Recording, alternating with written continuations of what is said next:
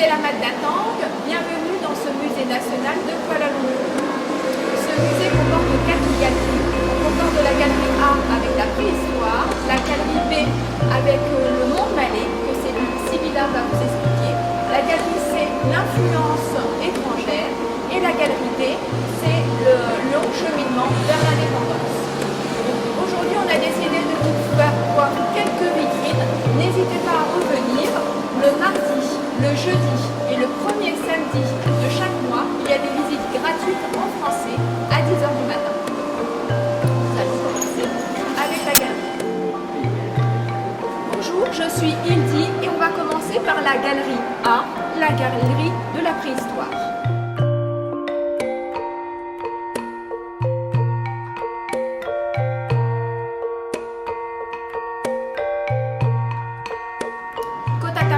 Kota Tampan est le site de la préhistoire, le site du paléolithique. Donc Kota Tampan se situe dans le Perak, c'est un état de Malaisie qui se situe à peu près à 2 heures au nord de Kuala Lumpur et sur la vallée du Langgong. Qu'est-ce qu'il y avait? C'était un site de fabrication d'outils. Donc on est à la préhistoire, on vit de la pêche, de la chasse, on a besoin d'outils. Et pour ceci, on a retrouvé dans cette fabrication plus de 50 000 objets en pierre, la pierre taillée, donc comme des marteaux, des enclumes, des galets, des pierres. Donc qu'est-ce qui s'est passé?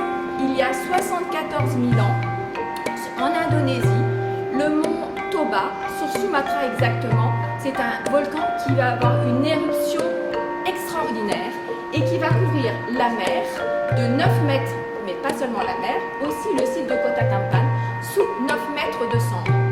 Et grâce à cet ensevelissement de 9 mètres de cendres, ce site donc de Kota Tampan va permettre d'avoir un éclairage fantastique sur cette période de la préhistoire. Donc on va pouvoir avoir une date grâce aux cendres, 74 000 ans. On va pouvoir avoir la technique utilisée, les matériaux utilisés et les différentes évolutions de fabrication des outils en pierre de cette époque. Nous sommes devant l'homme de Perak. Perak, donc, comme je l'ai dit tout à l'heure, est un état qui se trouve à 2 heures au nord de Kuala Lumpur. L'homme de Perak, c'est le premier squelette entier que l'on a retrouvé en Malaisie.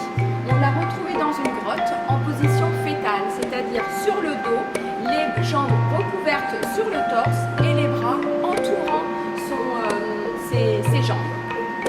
Il était entouré de 2800 coquillages, pas mal de sortes d'outils en pierre et des viandes, différents types de viandes et des bouts de viande aussi carbonisés, ce qui laisse à penser qu'il y avait peut-être un rite funéraire. Cet homme de Perak avait une déformation au niveau une malformation au niveau du bras gauche, ce qui a entraîné une déformation au niveau du dos et une inflammation des gencives et des dents. On pense qu'il avait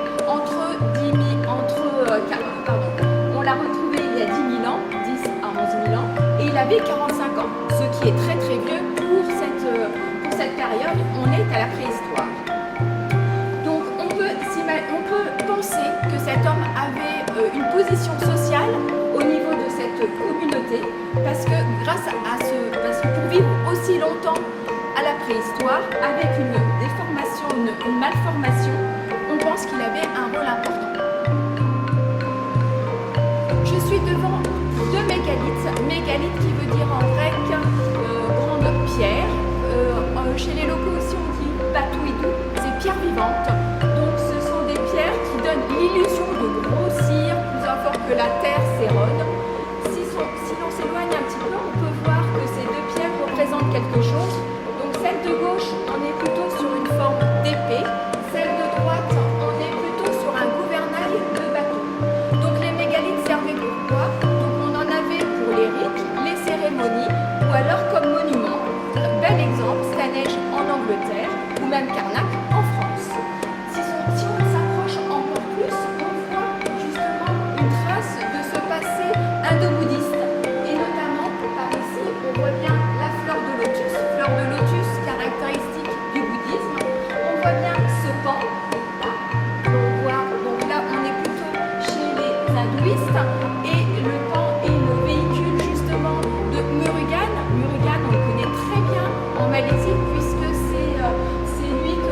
devant Batu Cave, des grottes qui ne sont pas trop loin de Kuala Lumpur.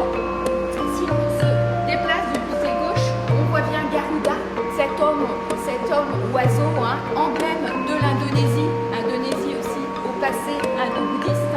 On voit aussi là en forme un petit serpent. Et par la suite, on va s'apercevoir que cette communauté, ce monde justement indo-bouddhiste va se convertir à l'islam.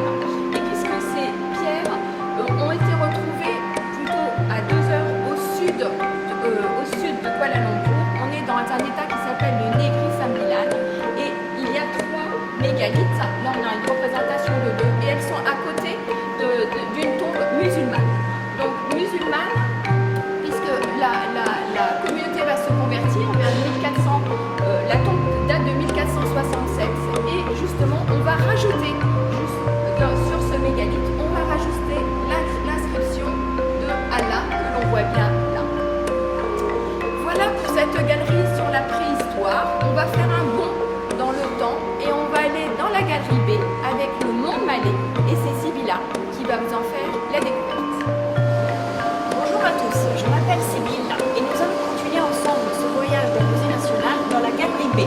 La galerie B est dédiée au royaume malais et nous allons découvrir ensemble le plus connu d'entre eux, le royaume de Malacca. Venez avec moi. Le royaume malais le plus connu est donc Malacca. Mais pourquoi Malacca a eu un tel succès et comment est-elle née? Alors, Malacca a été fondée par un prince Sriwijaya Parameswara en l'an 1400. Parameswara était basé à Palembang, c'est-à-dire à Sumatra.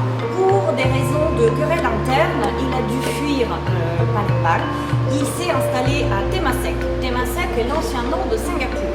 Au bout d'un certain temps, il a dû fuir aussi Singapour, Temasek. Et à un moment donné, la légende raconte qu'il s'est arrêté le long de la côte. Il aurait à ce moment-là assisté à un combat entre ses chiens de chasse et un petit chevrotin. Le chevrotin se serait comporté avec un tel courage qu'il aurait pris ça comme un signe en fait que c'était bien là qu'il fallait installer sa cité.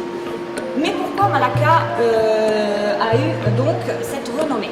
Premièrement, elle était bien placée. Elle était sur le détroit de Malacca, qui a donc pris son nom de la ville.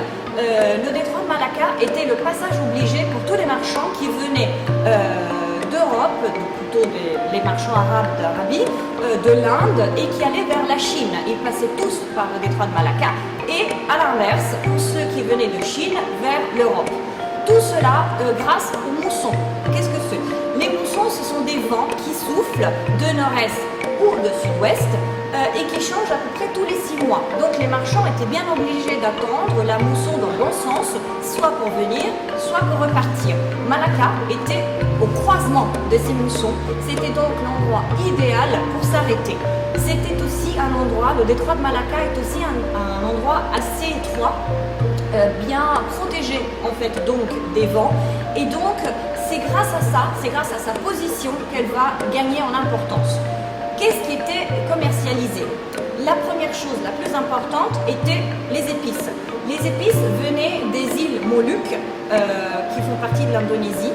On les appelle aussi les îles aux épices. Elles étaient très demandées en Europe parce qu'on les utilisait pour la préparation des aliments, la conservation des aliments. On pensait aussi qu'elles avaient des vertus médicinales. Elles étaient vraiment importantes, elles valaient leur poids en or. Il n'y a pas que les épices évidemment, il y avait aussi des bois précieux, des produits de la jungle, des résines, du riz, de l'encens, des parfums, des pierres précieuses, des étoffes et des porcelaines. Nous allons voir cela tout à l'heure dans d'autres vitrines. C'est un prince avisé qui avait de l'expérience, beaucoup d'expérience de gouvernement.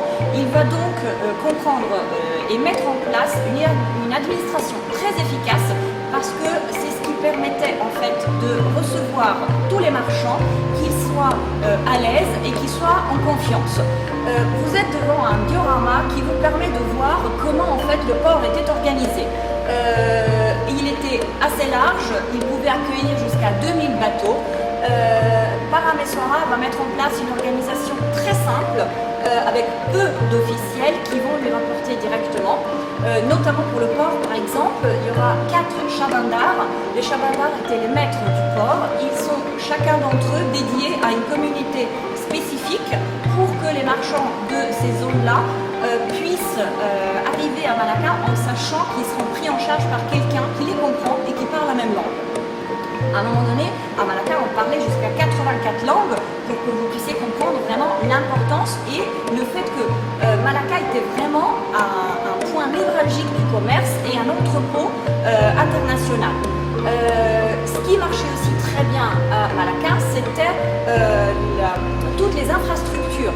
Les marchands étaient accueillis, pouvaient s'arrêter, pouvaient même rester quelque temps, puisqu'il fallait bien attendre la mousson qui change pour pouvoir repartir.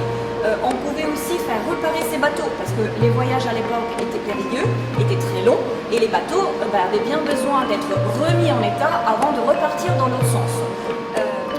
Bien évidemment, qui dit commerce dit aussi besoin d'avoir un système de mesure qui soit mis en place et qui soit digne de confiance pour éviter toute controverse possible. Nous avons déjà vu que Malacca avait mis en place une administration très simple avec des lois simples mais efficaces. Il y a aussi un système de mesure qui va se mettre en place.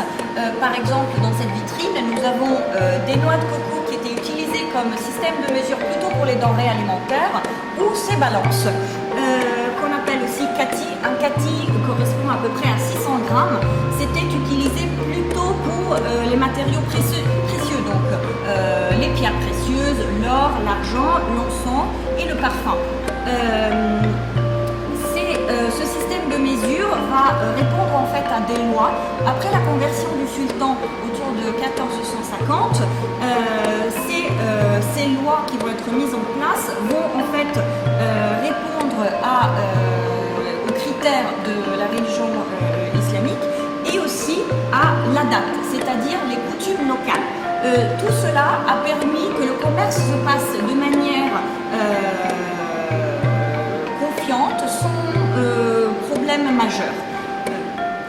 Nous sommes devant une vitrine un tout petit peu particulière car en fait ce sont des objets qui ont été retrouvés dans des épaves. Pourquoi des épaves? Nous avons vu donc à partir du 9e siècle le commerce est très présent dans le sud-est asiatique, dans l'Arabie, l'Inde, la Chine, etc. Les bateaux à l'époque n'avaient pas de système de navigation comme aujourd'hui, étaient fabriqués en bois, donc des matériaux qui pouvaient s'abîmer, qui pouvaient s'enflammer. Donc les voyages n'arrivaient pas toujours à bon port.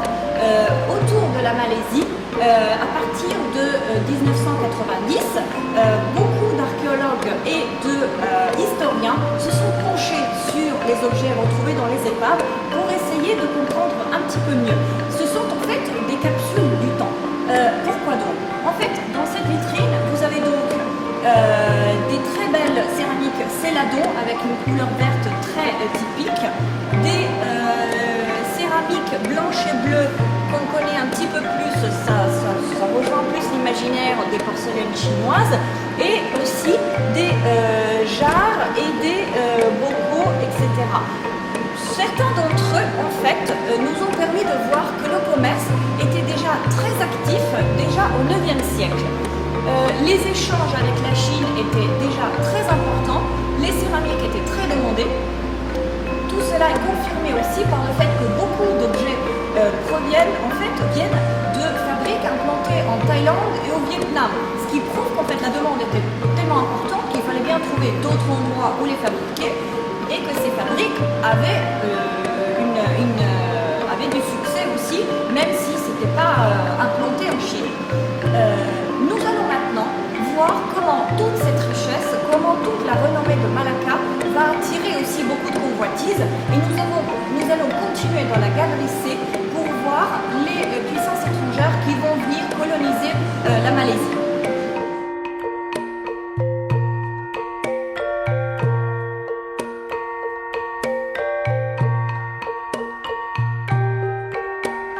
Nous sommes donc en galerie C. Nous allons voir dans cette galerie quelles sont les puissances qui vont se succéder en Malaisie. Nous avons donc vu en galerie B que le succès de Malacca est basé sur le commerce des épices. Ce plan vous permet de le visualiser de manière plus précise. Vous avez donc les îles aux épices, les Moluques et la route qui permet d'arriver jusqu'en Europe. Qu'est-ce qui va se passer à un moment donné? Malacca, donc, on parle beaucoup d'elle. Au XVe siècle, le commerce est donc géré surtout par des marchands arabes. Bien longtemps après, Tomé Pires, un voyageur portugais, va dire que celui qui est le seigneur de Malacca tient sa main sur la gorge de Venise. Venise, en fait, avait le monopole du commerce des épices une fois que celle-ci était arrivée près de la Méditerranée. Bien évidemment, les pays qui cherchaient les épices dépendaient de Venise et vont commencer à chercher une route alternative.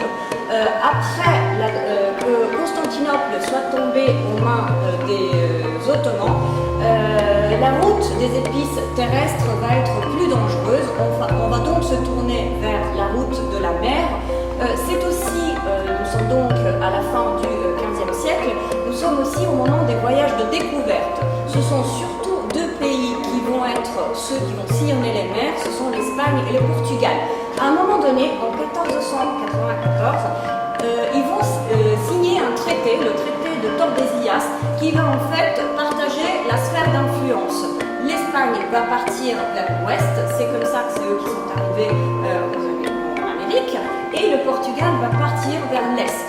Le premier à arriver à Malacca, c'est Lopez de Sequeira en 1509.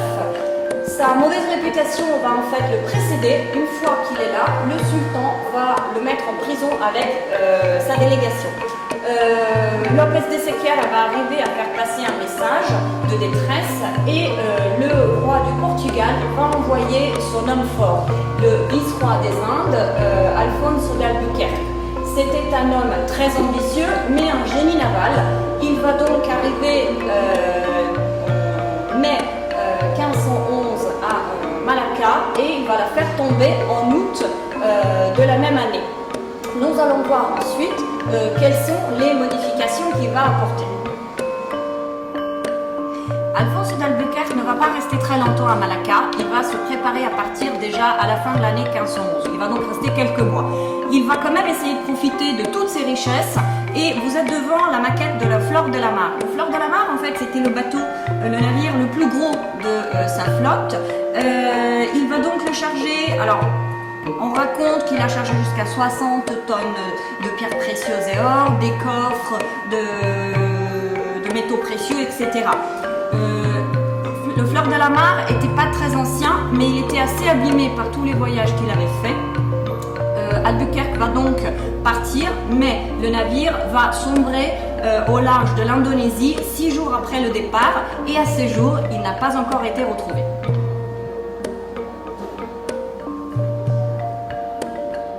Nous sommes devant la réplique de la Porta de Santiago, qui est en fait tout ce qui reste de la forteresse de Malacca aujourd'hui. Albuquerque, quand il arrive, il ne change pas donc l'administration du royaume, mais il va en revanche construire une forteresse qui va encercler Malacca.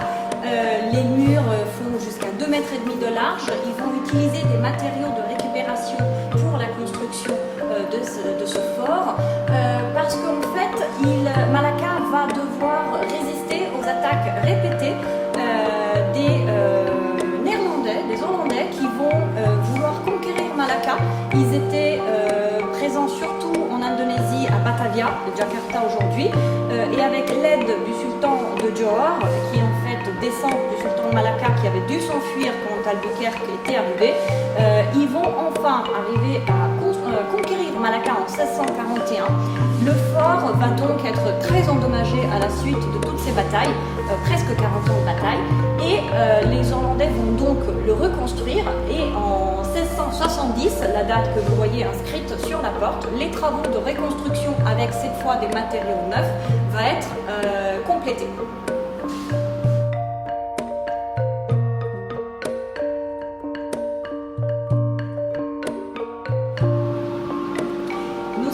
La vitrine qui nous permet de parler plus précisément en fait de la présence hollandaise en Malaisie. Comment sont-ils arrivés? Donc on a vu tout à l'heure devant la Porta de Santiago qu'en 1641 les Hollandais vont conquérir Malacca.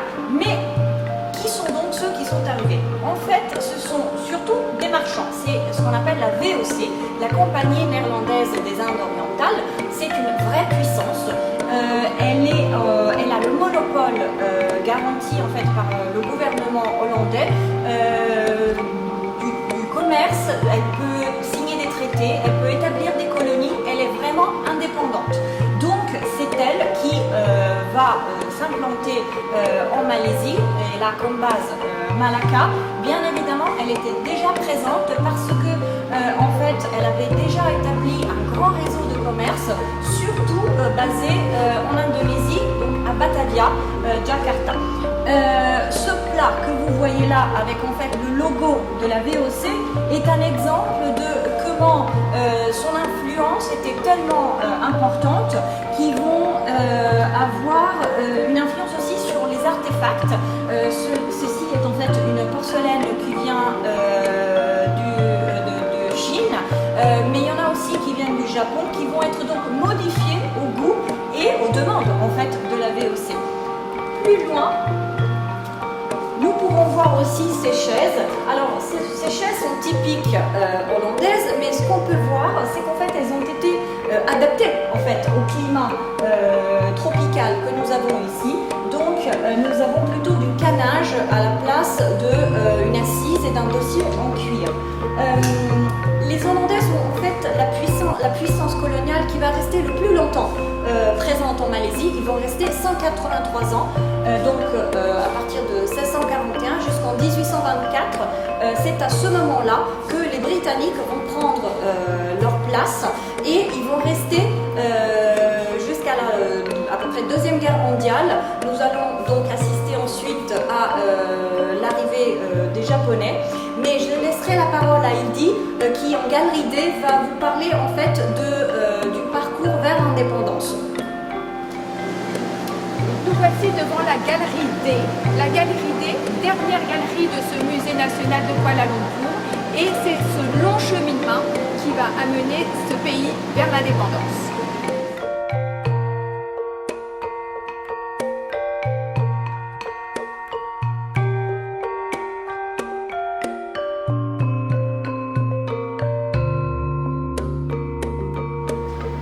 Nous voilà dans la Galerie D et nous voilà devant le panneau de l'état d'urgence. Donc cette galerie, on se retrouve au niveau histoire, on est au lendemain de la Seconde Guerre mondiale et donc on sait, comme l'a dit Sybilla, que les Anglais sont venus, sont là même, ils sont là depuis 150 ans et qu'il va y avoir cette interruption des Japonais qui vont rester 4 ans. Donc en 1948, les Anglais étaient là, ils restent et vont continuer à exploiter les ressources qui existent déjà dans cette Malaisie. Et ces deux grosses ressources sont l'étain et le caoutchouc. Et ce qui va se passer, c'est qu'en 1948, les communistes locaux vont se rebeller justement contre ce gouvernement colonial britannique. Ils vont tellement se rebeller qu'il va y avoir un assassinat. Trois dirigeants européens vont être tués, assassinés. Et ce qui va déclencher cet état d'urgence. Donc état d'urgence qui va d'abord être que dans l'état du Perak et qui va complètement se généraliser sur toute la Malaisie. Donc état d'urgence qui va durer 12 ans, de 1948 à 1960. Et on pourrait se poser la question, pourquoi état d'urgence et pas guerre civile? Alors, on parle d'état d'urgence tout simplement parce que y a ces ressources à exploiter qui sont l'étain et le caoutchouc qui rapportent énormément au pays mais aussi aux Anglais. Et donc si on met sous l'état d'urgence, on va continuer à les exploiter. Et comme les communistes régulièrement sabotaient ces plantations et ces mines d'étain, et pour pouvoir être remboursés, on parle d'état d'urgence. C'est pour cette raison qu'on a sur cet état d'urgence. Alors comment on va se sortir de cet état d'urgence? C'est un Britannique qui va avoir le plan, qui va élaborer un plan qui s'appelle le plan BRICS, parce qu'il va s'apercevoir que la population locale aide ces communistes, et donc l'aide en ravitaillement, en information, et tout. Donc il va y avoir des nouveaux villages qui vont être complètement construits avec toute l'infrastructure. Donc il va y avoir des barbelés, on voit, qui va entourer ces villages. Il va y avoir des couvre-feux, il va y avoir des gardes, comme on peut voir ici, donc ils vont se poster au début, et donc il va y avoir qu'une entrée et une sortie, et donc ce qui va permettre de centraliser cette population locale population locale, elle va être dans ces villages bloquée en confinement, on connaît maintenant, pendant plus de 20 heures quand il y aura des investigations. Mais grâce à ce plan BRICS, et en fait, ça va permettre d'essouffler ce mouvement communiste, parce qu'ils seront plus ravitaillés, donc ni en nourriture, et puis par idéologie, donc ça va s'essouffler. Ce mouvement communiste va complètement s'essouffler, et on va dire que donc, au mois de juillet 1960, c'est complètement terminé. On peut vraiment saluer la police malaisienne au niveau de ses renseignements, et on dit que l'état d'urgence est regardé et donné en exemple justement pour régler les conflits internationaux. Donc l'état d'urgence est réglé. Entre-temps, quand même, les Britanniques se rendent compte qu'il faut quitter la Malaisie, ils vont quitter la Malaisie, mais quand même ils veulent aider justement à une organisation politique. Et donc l'organisation politique multiraciale donc, va avoir lieu, et c'est en... Donc l'état d'urgence va se terminer en juillet 1960, et on peut saluer en fait cette police de renseignement malaise qui va apporter beaucoup de renseignements, et on dit que cet état qui a duré quand même 12 ans donc d'état d'urgence est un exemple pour montrer comment régler les conflits internationaux. Donc l'état d'urgence se termine, mais entre-temps, les Britanniques, toujours là, les Britanniques savent qu'ils doivent partir et vont essayer justement d'organiser au niveau politique ce pays, et justement avoir une organisation multiraciale. Donc pour la première fois, en 1955, il va y avoir une élection avec donc des Malais, des Chinois et des Indiens, donc multi-ethniques, et qui va être remportée à l'unanimité, donc dirigée par Tunku Abdul Rahman, comme quoi tout le monde est d'accord pour que ce pays parte sur une indépendance. Donc c'est en 1955. En 1956, petit cheminement, donc il va falloir expliquer justement au gouvernement britannique cette nouvelle organisation, et toujours avec Tunku Abdul Rahman, ce cheminement qui va avoir lieu vers l'indépendance. Et voilà, le grand jour est arrivé. Le 31 août 1957, Tunku Abdul Rahman crie haut et fort « Merdeka, Merdeka, indépendance, indépendance, liberté ». Et donc c'est pour la première élection fédérale de ce nouveau pays qui va voir le jour, et donc ce nouveau pays est la Malaisie. Donc pour la première fois, cette déclaration va être faite sur le stade de Merdeka, et pour la première fois, on va hisser ce drapeau de la Malaisie que l'on peut voir encore à l'heure actuelle sur la place de Merdeka. Drapeau qui est sur un mât de plus de 100 mètres de haut. Nous voici devant, et qui complète en fait le costume traditionnel malais. Donc ça a été instauré par le sultan de Malacca au XVe siècle, et on dit qu'au départ le tengkolok protégeait du soleil mais aussi de la transpiration que l'on pouvait avoir sur le front. Donc évidemment le tengkolok est est un rectangle de tissu de soie plié de différentes façons, comme on peut les voir là sur cette vitrine. On a différents sultans avec différents pliages, différentes couleurs pour différencier les différents sultans. Donc évidemment le tengkolok était quelque chose qui était porté par les riches, les nobles, donc il y a une position sociale, mais à l'heure actuelle on peut porter le tengkolok par exemple le jour du mariage pour compléter justement l'habit traditionnel, et l'on va devenir le roi du jour. Donc si on s'approche un peu plus, on peut remarquer les différents tengkolok et qui ont différents noms, parce que nous sommes dans un pays avec une monarchie constitutionnelle, et cela veut dire que à un moment donné, un de ces différents sultans va devenir roi de Malaisie.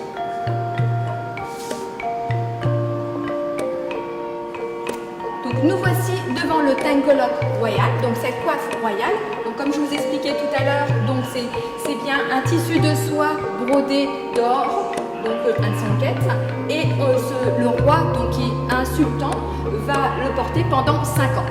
Ce que l'on remarque sur certains colloques royales, eh ben, c'est les emblèmes que l'on retrouve aussi sur le drapeau de la Malaisie. Donc ce croissant qui correspond à l'islam et cette étoile ou soleil avec 14 branches, les 14 États de la Malaisie. Nous sommes donc devant les dernières vitrines du Musée national qui montrent la Malaisie d'aujourd'hui. Aujourd'hui, la Malaisie est un État multireligieux et multiculturel. Nous sommes donc à la fin de ce tour. Nous espérons vous avoir donné l'envie de venir en savoir un petit peu plus et nous vous disons donc Jempalayu.